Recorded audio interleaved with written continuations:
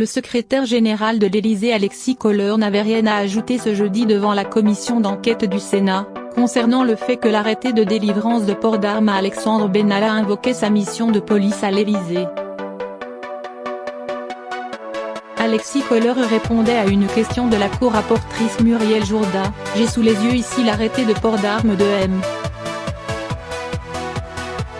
Benalla, dans lequel il est indiqué clairement dans les considérants que ce port d'armes est autorisé du fait que M. Benalla est chargé d'une mission de police, dans le cadre de son action de coordination de la sécurité de la présidence de la République, a énoncé la sénatrice LR. Je n'ai pas eu à connaître les modalités d'octroi du port d'armes de M. Benalla, a répondu Alexis Kohler au sénateur. Patrick Strzoda, directeur du cabinet d'Emmanuel Macron, note de la rédaction: « Vous avez répondu sur ce point, je n'ai rien à ajouter, je suis désolé. »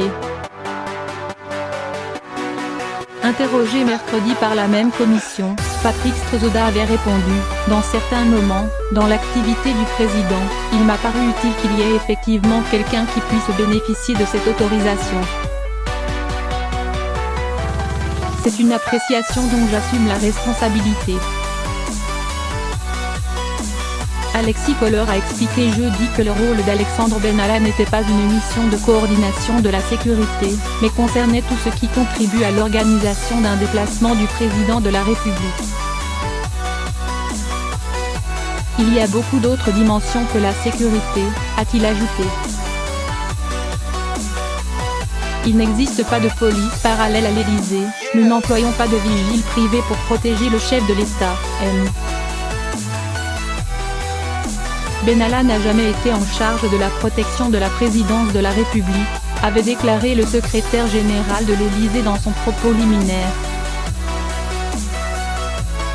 Au regard des éléments connus le 2 mai, la sanction était proportionnée. Par ailleurs, concernant la suspension d'Alexandre Benalla prononcée après le 1er mai, Alexis Kohler a estimé qu'elle pouvait apparaître insuffisante, mais qu'elle était proportionnée au regard des éléments connus le 2 mai. Je maintiens qu'à la lumière des faits connus depuis lors, la sanction peut apparaître insuffisante, mais que symétriquement, au regard des éléments connus le 2 mai, la sanction était proportionnée, a estimé le secrétaire général de l'Élysée.